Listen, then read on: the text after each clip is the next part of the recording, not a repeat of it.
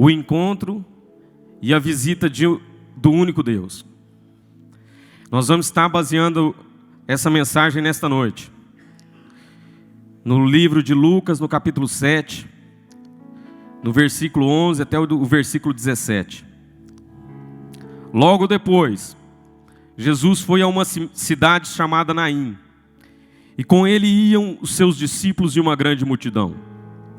Ao se aproximar da porta da cidade, estava saindo o enterro do único filho de uma viúva, e uma grande multidão da cidade estava com ela.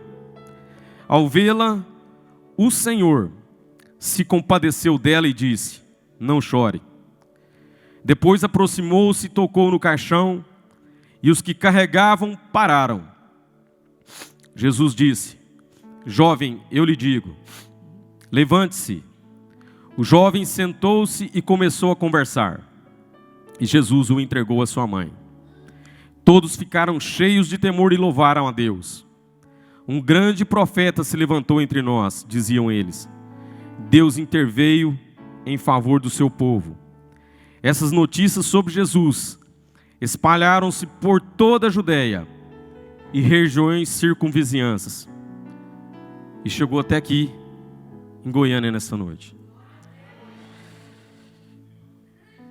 Esse texto nos revela a primeira ressurreição de Jesus.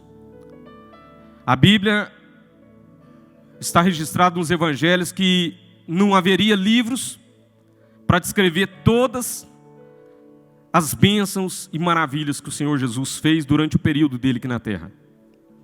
Mas eu estava olhando lá em casa, quando eu estava meditando na palavra do Senhor, eu fui comparar as 3 ressurreições. 2 ressurreições, Jesus é convidado para ir lá.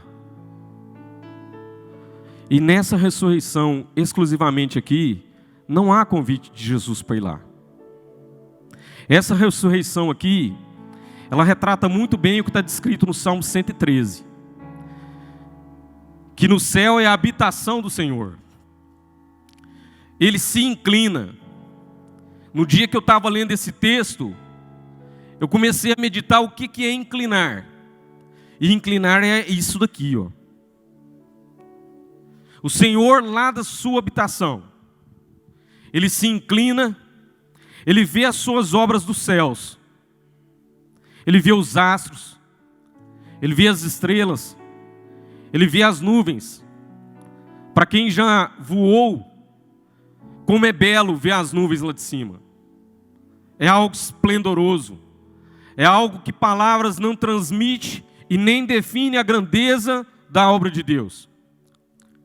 E o que é mais maravilhoso é que as nuvens não são iguais em dias nenhum. Mas o impressionante é que Ele desce com o seu olhar. E a palavra do Senhor fala, nesse mesmo salmo, que Ele se inclina e Ele vê um pobre. Ele vê um necessitado.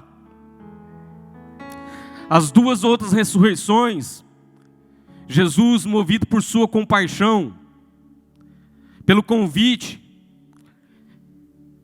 de ir lá até curar Lázaro, que é uma das ressurreições que todas as crianças da igreja têm no seu coração. Elas foram ministradas várias e várias vezes a respeito da ressurreição de Lázaro.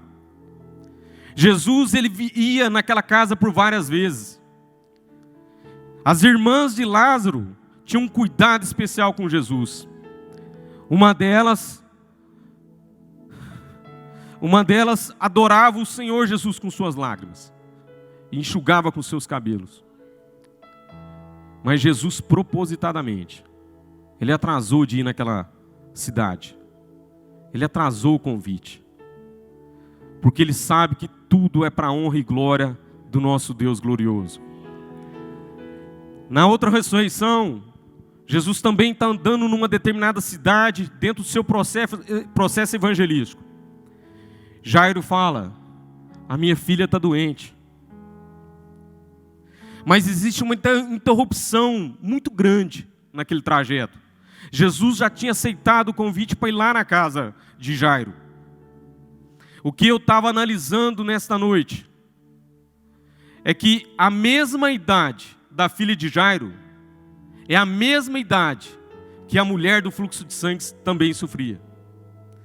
É maravilhoso ver o cuidado, o zelo da descrição do que o Senhor colocou na mente desses homens para escrever a Bíblia Sagrada. Uma vida que ao longo de 12 anos, nós não temos descrição, mas talvez seja uma vida de uma adolescente que viveu muito feliz. Mas quando chegou aos 12 anos, uma doença a atormenta e Jairo convida ele para ir lá na casa. Impressionante que Jesus sempre está disposto a ir lá na nossa casa. No trajeto da ida lá para a casa de Jairo, uma mulher que também sofria no mesmo tempo de idade de vida dessa filha de Jairo. Há 12 anos essa mulher sofria. O que a gente tem de entendimento é que toda a riqueza material citada no texto bíblico foi tudo embora. Os médicos não puderam solucionar. Mas ela ajoelha e toca na veste de Jesus. Outra coisa que me chama a atenção nesse texto, um preâmbulo, quando a gente começa a ler o texto, fala logo depois. O que é logo depois? O que aconteceu logo depois? Tem um centurião que as pessoas o admiravam como uma pessoa certa, uma pessoa de bastante merecimento. E tanto é que aqueles judeus chegam diante da presença do Senhor e falam: ele merece o Senhor ir lá na casa dele e curar o servo dele. Irmãos, ninguém merece nada. Mas Jesus entende a simplicidade do português nosso. E ele também vai em caminho da casa desse centurião. Só que antes dele chegar na casa desse centurião, esse centurião, o olhar dele é tão inverso do que as pessoas citaram. E ele falou: eu não sou digno do senhor entrar na minha casa. O senhor simplesmente pode emitir uma palavra. E essa palavra é a palavra que você está ouvindo nessa noite. Eu não sei a área da sua vida que precisa ser ressuscitada. Conforme eu disse a você, existem 3 ressurreições citadas na Bíblia. Mas eu interpreto que nessa igreja, começando com o irmão que está aqui na frente, os irmãos que estão aqui, até o último irmão que está lá, todos nós já passamos por um processo de ressurreição. Porque nós já passamos pelo processo do novo nascimento. O milagre não é naquela época, o milagre está acontecendo até hoje. Mas eu gostaria de adentrar no contexto do que está escrito aqui com essa viúva de Naim. O impressionante é que não há convite. Vocês se lembram que Deus se inclina dos céus? Ele localiza um pobre, ele localiza um necessitado. Imagina você, uma mulher, até os dias de hoje, em vários lugares, ela não tem o seu devido valor. Mas naquela cultura ali, sem marido, e o único filho, a palavra único é impressionante. A palavra único quer dizer singular. Eu tenho um casal de filhos. Os 2 são singulares para mim. Os 2 são parecidos, mas a singularidade de cada um deles enobrece a minha vida, porque são herança do meu Deus. Eu não saberia fazer um trajeto desse para ir lá sepultar uma criança dessa minha. Essa mulher, ela já estava sendo testada, ela estava sendo mais uma vez provocada por um dos maiores inimigos. Por que existe a morte? Por causa do afastamento de nós da presença do Senhor. Porque a morte, ela só veio a existir por causa de desobediência. Se nós observarmos lá no livro de Gênesis, a morte não era para existir. Muitas coisas que o Senhor falou lá no livro inicial da nossa palavra, da palavra dele. Eu digo nossa porque ela é nossa. Ele trouxe ela para nós. São testamentos para nós. Inicialmente o Senhor fala: não coma desse fruto, porque certamente você morrerá. O homem não sabia que era morte, mas preferiu testar. E essa morte, que ela veio através de um homem, ela veio arrebentando com toda a humanidade. Existem civilizações que não existem mais. Existem várias tribos que ficou para a história, que às vezes nem relato existe. Porque Deus já tinha anunciado um decreto, uma sentença, de que a desobediência nos afastaria da sua presença. E essa desobediência foi trilhando milênios e chegou até na cidade de Naim. Foi tremendo. Já tinha partido na porta, já tinha batido na porta da casa dessa mulher. O anjo da morte já tinha sido vitorioso sobre a família dessa mulher.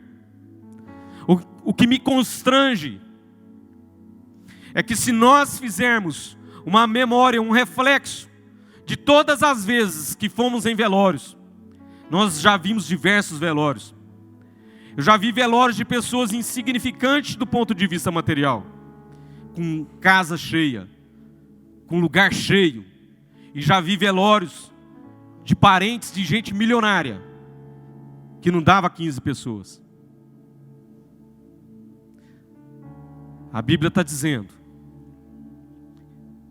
que Jesus foi lá em Naim. Ele foi lá. Logo após ele trazer a vitória de alguém que o tinha citado: fala com Jesus para curar meu servo. Mas ele não se achava digno de receber Jesus em sua casa. Se você olhar o texto, não há menção de quem convida Jesus para ir em Naim. O que te aflige? Quando você olha quem tem oportunidade aqui em cima, talvez você pense que a gente não passa por problema. Eu acho que cada um de vocês tem visto o zelo de Deus com o meu nome. Quantas vezes o Senhor tem levantado homens nessa tribuna? Porque Ele tem provado que tem inclinado os seus olhares para a minha vida. Ele sabe das aflições do meu dia. Ele sabe do peso das responsabilidades que eu vivo no meu trabalho.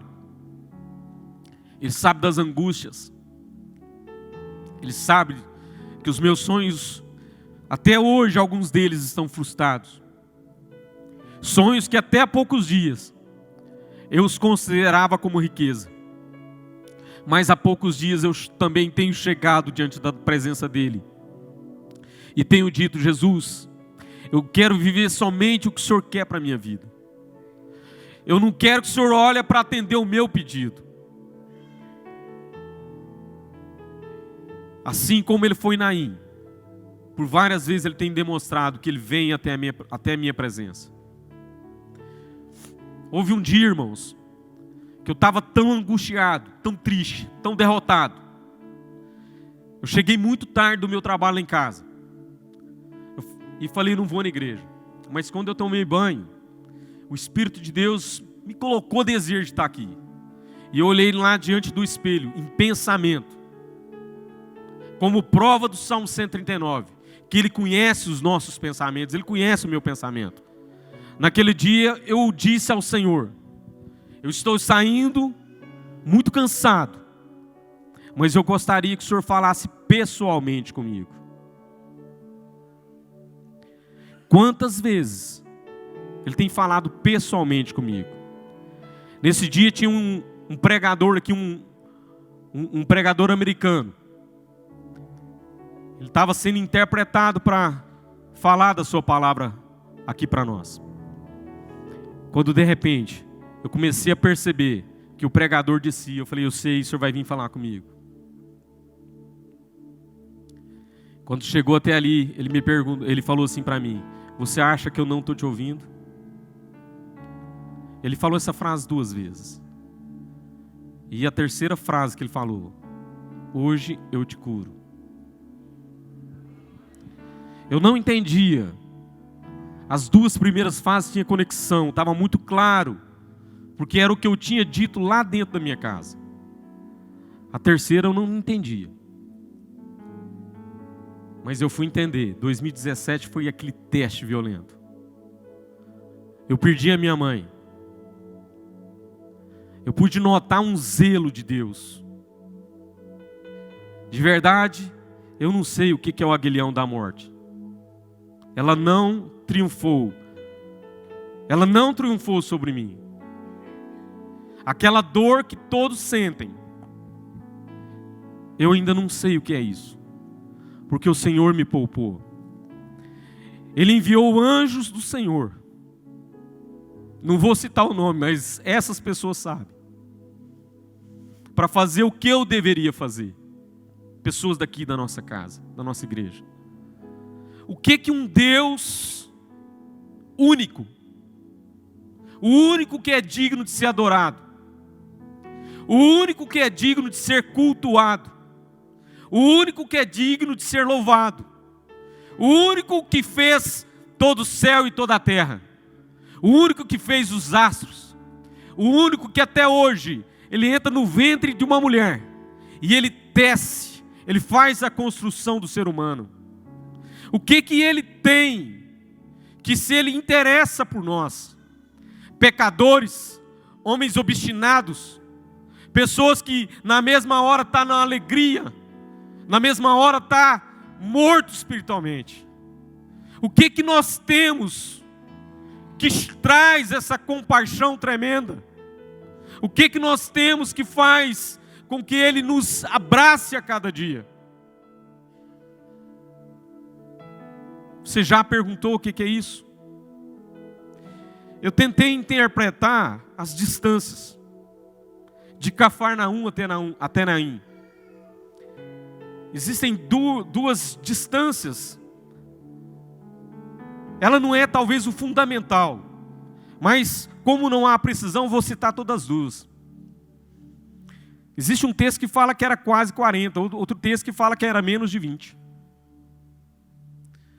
O que faz um Deus, logo após a curar o servo do centurião, fala, eu tenho que ir lá em Naim.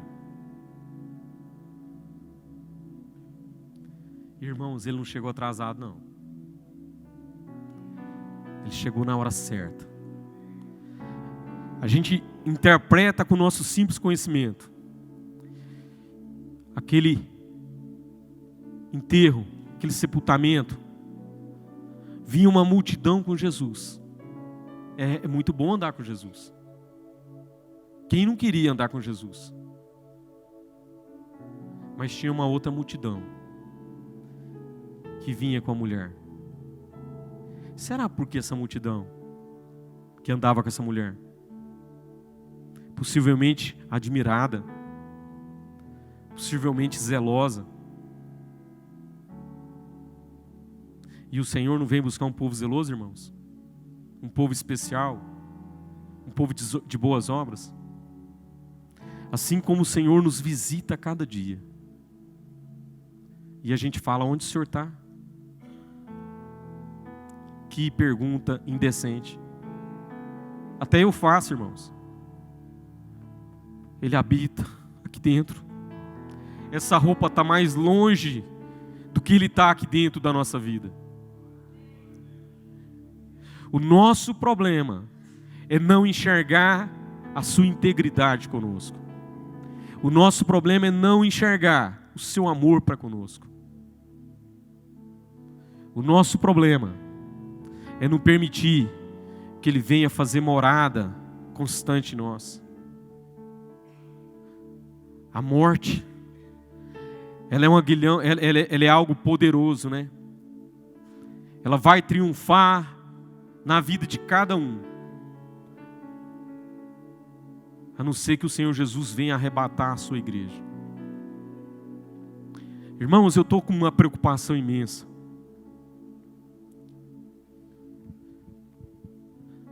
Eu fico olhando para a minha vida.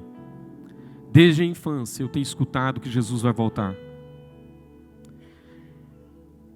A gente tem visto uma igreja que tem esquecido de milagres. A gente tem sido uma igreja que está desprezando o poderio do nosso Senhor. A gente tem sido uma igreja que às vezes não tem preocupado em adorá-lo. Mas eu quero dizer que o nosso Jesus não faz isso conosco. Jesus visita Goiânia. Jesus visita todas as partes da face da terra. A sua onipresença, irmãos, nessa hora, Ele está curando em hospitais. Ele está visitando cadeias. Eu tenho certeza que existem pessoas nesse horário, lá nas cadeias, filhos de famílias que estavam dentro da casa do Senhor, mães que oravam e que estão orando até hoje, e que está sendo tocado pelo poder do Espírito de Deus nessa hora. Eu tenho certeza que o Senhor Jesus tem praticado ressurreição de vidas a todo instante. Eu tenho certeza que a ressurreição citada, que são 3 apenas, e eu já vos provei que todos nós aqui fomos ressuscitados por causa do seu sacrifício ali na cruz. Nós somos mortos, nós somos pessoas ressurretas nele. Se nós temos o acesso de estar em sua face, de contemplar a sua face, de falar: Deus, eu preciso da tua misericórdia. Eu quero te afirmar que o nosso Deus é um Deus compassivo. Ele é longânimo em irar. Irmãos, o nosso Deus é amoroso. O nosso Deus, Ele sabe que o salário do pecado, que é a morte, pode a cada dia nos sucumbir. Quantas vezes nós vimos servos do Senhor saindo daqui da terra?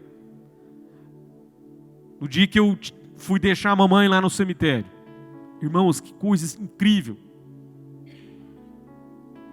Você deixar um ente querido numa terra.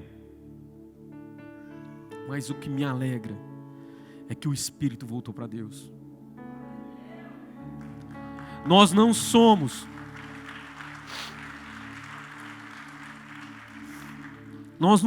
corpo, irmãos. Nós somos o espírito de Deus. Nós somos servos dele. Mas para que esse retorno volte para ele, nós temos que confiar nessa palavra. Nós temos que viver essa palavra. Há pouco tempo atrás, nesse ano, eu tenho um amigo em Jataí, um homem milionário. E ele falou assim: eu não acredito em ressurreição. E eu falei: é uma pena, porque ela existe. O nosso Jesus, ele é ressurreto. É incrível como as pessoas não acreditam na ressurreição de Cristo e acreditam numa reencarnação. Vamos voltar para o texto? 2 multidões se encontram. 2 multidões se deparam. E eu quero te trazer reflexão. Quando você está no trânsito, que um velório está passando, o sinal está verde para você, o que você faz? Você atravessa ou deixa o enterro seguir? Será que a primeira multidão que acompanhava Jesus não abriu espaço para passar?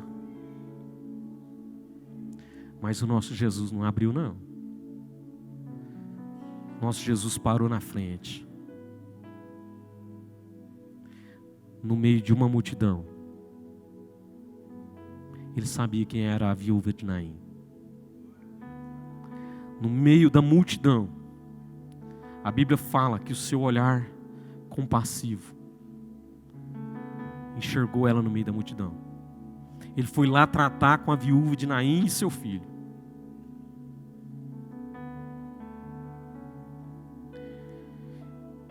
Oh, glória a Deus.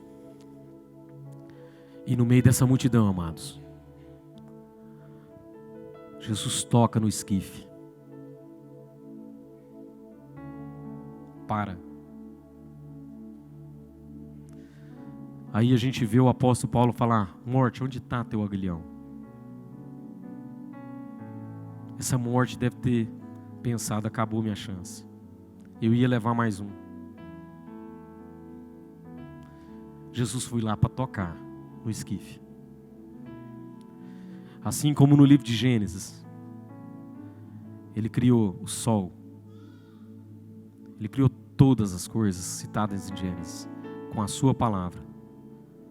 Ele simplesmente vira para o jovem e fala: levanta-te. Não foi 2 vezes não, irmãos. Foi uma única vez. Ele veio te dizer que levanta-te. Igreja, levanta-te. Levanta-te. Continua. Se fortalece. Nós estamos acostumados a beber água que não tem saciado a nossa sede. Como tarefa de casa hoje, eu tenho dito isso várias vezes esses últimos dias. Vê o que está escrito em Apocalipse 22. A árvore da vida está ao lado de um rio. É uma única árvore, lá está dizendo, que serve para a cura de todas as nações. Você veio ser curado aqui hoje? De que você quer ser curado? Nesse lugar, ao Espírito de Deus. Olha para o autor e consumador da nossa fé. Ele está aqui. Ele veio para interromper o velório, o sepultamento. Ele veio para parar. Quantas vezes nós fomos em velórios e falou assim: não chora. O que nós temos para falar para uma pessoa não chorar? Que poder que nós temos? Deus sabe de tudo. Deus sabe mesmo. Quantas vezes eu já emiti palavras para amigos? Será que eles ouviram aquelas palavras que eu disse? Mas Jesus foi lá para dizer: jovem, levanta-te. Impressionantemente, o jovem assenta no esquife e começa a falar. Irmãos, como que é essa cena? Eu não vou aqui florear, porque meus pensamentos são rasos demais para descrever uma cena como essa. Mas a Bíblia transmite. Eu quero ficar só no texto. O jovem assentou e começou a conversar. Você se recorda que Jesus falou para a viúva: não chore? Ela parou de chorar, né, irmãos? Pastora Teresa, imagina. Uma mãe, uma viúva, ganhando de volta a sua herança.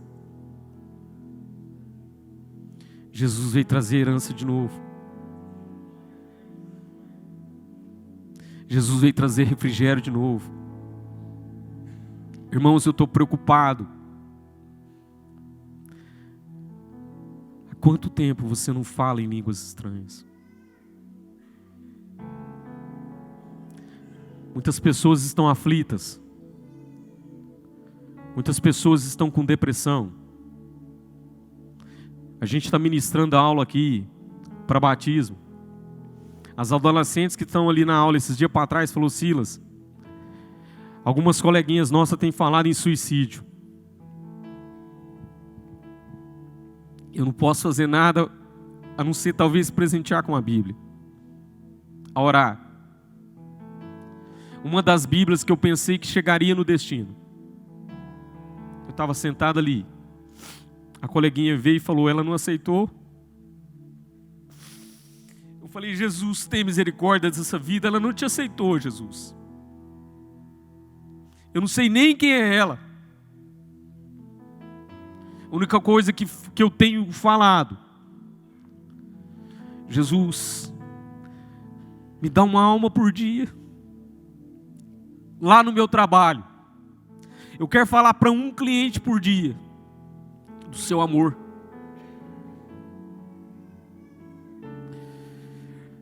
É chegada a hora, irmãos.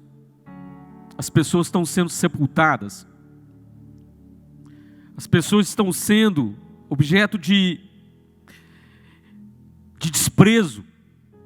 A sociedade tem, cada dia, matado pessoas. Às vezes você fala assim, eu nunca matei ninguém. No livro de Mateus fala que quando nós estamos irados, nós somos comparados a assassinos. Porque o Senhor Jesus, Ele veio trazer algo muito mais profundo do que o não matarás. A nossa ira contra um ser humano é como se fosse assim, morra, eu não me interesso por você. E Jesus está visitando cidades, parando o sepultamento, indo lá para falar, levanta-te. E eu vim cá dizer para cada um de vocês, vamos levantar. É chegada a hora, irmãos. É chegada a hora. Vamos nos prontificar em sua presença.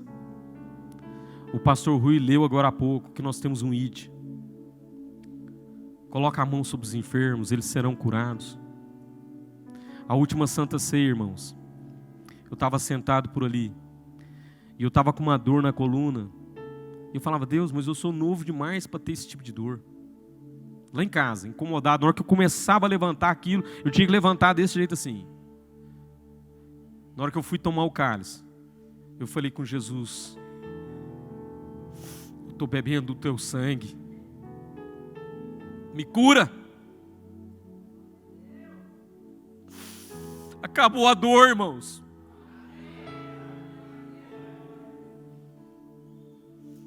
O que você acha que Jesus é para nós? Ele é o pão vivo que desceu do céu. Ele é o Deus que transforma. Ele é o Deus que morreu numa cruz por nossas vidas. Ele se interessou por nós. Irmãos, eu quero morar com Ele sim. Eu quero habitar e poder olhar igual aqueles serafins. Santo, Santo, Santo, Santo é o Senhor dos exércitos. Eu quero estar lá no dia. Eu quero poder chegar lá e beijar os pés deste Deus glorioso. Eu quero falar, Deus, eu te adoro. Eu quero declarar que valeu muito a pena. Nessa madrugada o Espírito de Deus falava comigo assim, quantos anos você acha que você vai viver? É muito natural a gente pensar 70, 80 anos. E eu nem sei quantos eu vou viver. Mas o Espírito de Deus falou comigo, você vai viver uma eternidade. Ressuscita, irmãos.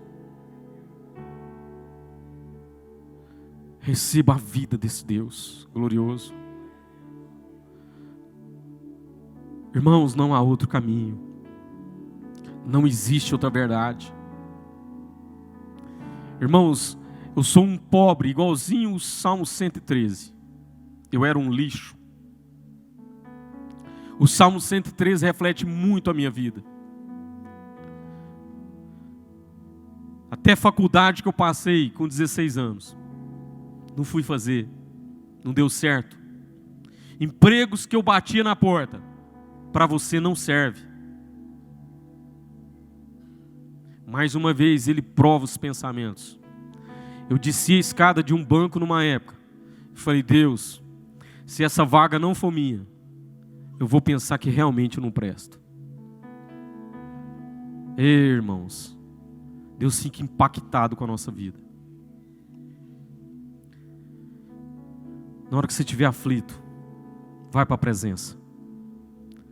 Na hora que você estiver aflito, vai para o socorro. Ele interrompe velórios, sepultamento. Ele traz vida. E Ele não traz uma vida qualquer. Ele traz uma vida em abundância. Irmãos, eu sei que cada um de vocês tem muitas bênçãos. Eu fico vendo, irmãos, quando a gente se permite aprender de Jesus, quando a gente se permite a falar assim, eu vou parar um pouquinho, estou cansado, mas eu vou pegar a palavra para ler. Eu fico admirado de ver.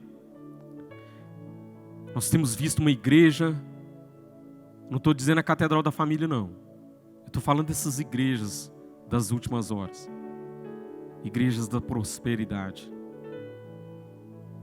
pregando de coisas que vão ficar aqui. Aonde está o nosso tesouro? Aonde está a nossa vida? As bênçãos são muito menores do que nós, irmãos. As bênçãos materiais são muito menores do que nós. Se você não aprendeu, leia Deuteronômio 28. Você quer bênção? Fica atento aos estatutos e decretos do Senhor. Obedeça a todos eles. Você está correndo atrás de bênção? Está tudo errado. Porque Jesus tem dito que as bênçãos te alcançarão.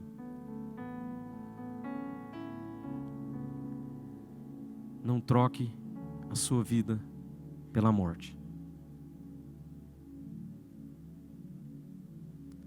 Nós viemos nessa noite ser aquecidos pela visita do Espírito de Deus. Nós viemos nessa noite sermos aquecidos pelo toque do Senhor. Eu sei que o Senhor está aqui. Eu estou aqui na dependência do Espírito de Deus. Nós temos 10 minutos. Eu queria dividir esses 10 minutos em duas coisas. Eu queria dividir para você ter um tempinho de reflexão. Um tempinho para você glorificar a sua presença. Dizer que Ele é santo. Dizer que seu amor é leal. Dizer que seu amor é tão terno. Reconhecer a sua onipresença, a sua onipotência, a sua onisciência. Reconhecer que Ele é amável conosco. Reconhecer que Ele é caloroso. Reconhecer que Ele é o único amigo. Que Ele é a nossa estrela da manhã. Que Ele é uma rosa de Saron. Ele é o leão da tribo de Judá. Ele é o Senhor dos exércitos. Ele é a vida. Ele veio destruir a morte. Ele veio destruir as aflições essa noite. Ele veio derrotar as depressões. Ele veio reconstruir casamentos. Ele veio reflorestar lugares desertos. Há um rio cujas correntes alegram a cidade de Deus. Essa água está aqui, as correntes estão aqui. Elas estão sendo jorradas aqui. Que o Senhor possa visitar cada membro dessa casa, cada membro da nossa igreja. Que o Senhor possa ir de encontro aos desviados. Irmãos, vamos pedir ao Senhor para ressuscitar as pessoas. Levantar os que estão cativos. Trazer as pessoas que estão passando nessa porta, admirando o templo físico. Isso vai ser destruído. Mas eles precisavam enxergar a presença de um Deus glorioso, a presença de um Deus poderoso, A presença de um Deus que em pensamento, Ele olha para alguém que está sentado e fala: Deus me cura. Porque Ele cura. O milagre não é do passado. Todos os dias, todos os segundos, tem um milagre do Senhor acontecendo no universo. A regularidade dos astros, esse trânsito com poucos acidentes, você fala que é muito. Tem muito mais carro andando em harmonia do que carros sendo abarroados. Tem muito mais pessoas saudáveis do que pessoas doentes. Irmã, na hora que chegar no hospital, ore. Ore. Repreenda o espírito de morte do hospital.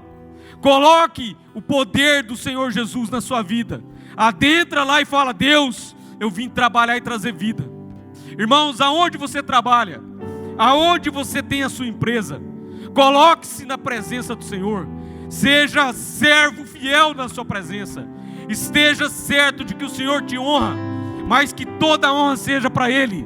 Glória a Ele, porque a Ele a glória. Somente a Ele a glória. Ele vem encerrar os nossos velórios. Ele vem encerrar as nossas depressões. Ele vem jogar os nossos sonhos sem valor e fala: eu tenho sonhos mais altos na sua vida. Ele veio fazer isso conosco nesta noite. Há uma visita do Espírito de Deus em Goiânia. Há uma visita do Espírito de Deus honrando o pastor Salmo. Quando ele provavelmente pensou nessa igreja aqui no anexo. Pessoas que andaram com ele aqui desde o princípio. Irmãos, será que nós temos orado pelo nosso pastor, pela pastora Cássia? Será que nós temos dedicado a nossa fidelidade a ele? Será que nós temos trabalhado para ele? Falar: pastor, eis-me aqui, pastor. Eu quero ser seu servo. Deus o levantou, irmãos. A obra é pesada. É difícil. Se nós olharmos os servos do Senhor do Novo Testamento, pessoas foram mortas, tiveram suas vidas decapitadas. Ele veio e te ressuscitou lá atrás. E qual a vida que você tem vivido? Qual é a vida que você tem vivido? Para encerrar, todas as vezes que eu subo aqui, eu tento falar do que Jesus fez por mim. 24 de dezembro de 2017. Eu não me recordo a hora. Eu cheguei na sala da minha sogra, lá em Jataí. Quando eu olhei para minha filha, minha primogênita, eu senti uma angústia. Eu senti uma aflição violenta. Aquilo ficou guardado somente no meu espírito. Eu sabia que eu tinha que orar.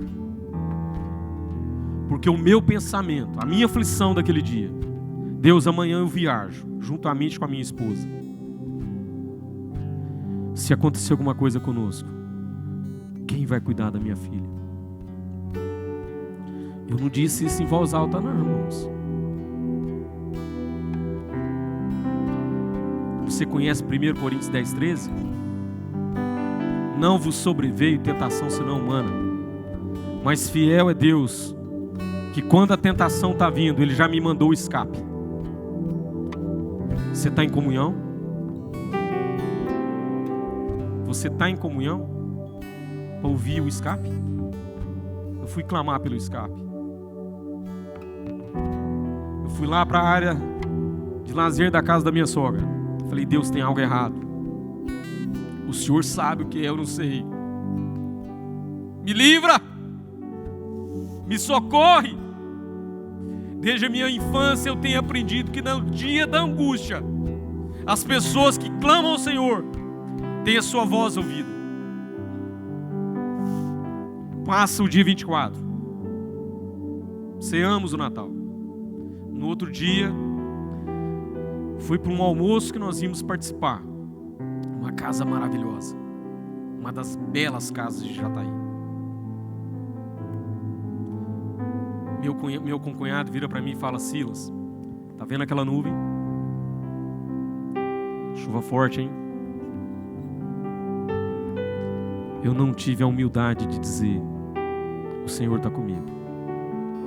Eu falei: não, Rogério, não tem problema não. Eu vou devagar, eu traço a caminhonete. Alguns confiam em carros e cavalos. Eu não havia feito ainda a menção do nome do Senhor. Mas quando eu cheguei na rodovia, eu me lembrei: eu não posso viajar sem a presença. Uma oração muito simples ainda, estava dirigindo. Muitas das vezes eu peço para os meus filhos orarem. Mas eu recordo que naquele dia eu orei. E eu não contei, meu filho que não era para estar nessa viagem, na última hora deu uma louca para vir embora. Você percebeu o que eu falei? Deus, quem cuida da minha filha? O Rafaelzinho veio comigo, não era para ele vir. Quando a gente andou uns 80 quilômetros, meu carro capotou. Antes do capotamento, deu tempo de 2 palavras: meu Deus. Irmãos, é incrível como as experiências dentro do mesmo carro são diferentes. Para mim parecia uma câmera lenta. Por mais que era violento, para mim parecia uma câmera lenta. Para minha esposa, ela viu tudo girar muito rápido. Eu olhei para minha esposa. Nosso carro, eu não me recordo se deu 2 ou 3 capotadas. Tinha uma árvore que Deus mandou um homem plantar uma árvore naquele lugar. Aquela árvore tinha um propósito. Foi parar o meu carro. Eu falei com a minha esposa: você está bem? Estou bem. E meu filho acordou assustadíssimo. Pai, o que aconteceu? Eu falei: filhinho, está tudo bem? Tudo jóia. Não preocupa não. Papai bateu o carro. E aí, irmãos, o que aconteceu? Sem eu saber, a minha esposa sofreu uma fratura na coluna. O diagnóstico de Rio Verde: tem que abrir ela agora. Eu falei: não, nós não vamos fazer nenhum procedimento em Rio Verde, nós vamos para Goiânia. Quando eu adentrei em Goiânia, que eu estava falando com um dos médicos, um grande amigo que eu tenho aqui em Goiânia, ele falou assim para mim: Silas, descansa, existem casos que nem cirúrgicos é. Eu falei: Jesus, é isso que eu quero. Jesus ouviu a minha voz. Você quer vida? Vem para o altar. Na minha simplicidade eu não posso te dar nada, mas você quer vida? Tem alguma coisa que te aflige? Venha para o altar. Eu já encerro aqui apenas com uma oração. Eu não tenho nada para te dar. Eu estou na face de um Deus que veio nos encontrar. Ele veio nos visitar. Ele veio trazer vitória. Ele veio trazer refrigério. Ele veio trocar o seu deserto por um lugar de águas tranquilas. Ele veio trazer a sua paz. A Ele toda honra e toda glória.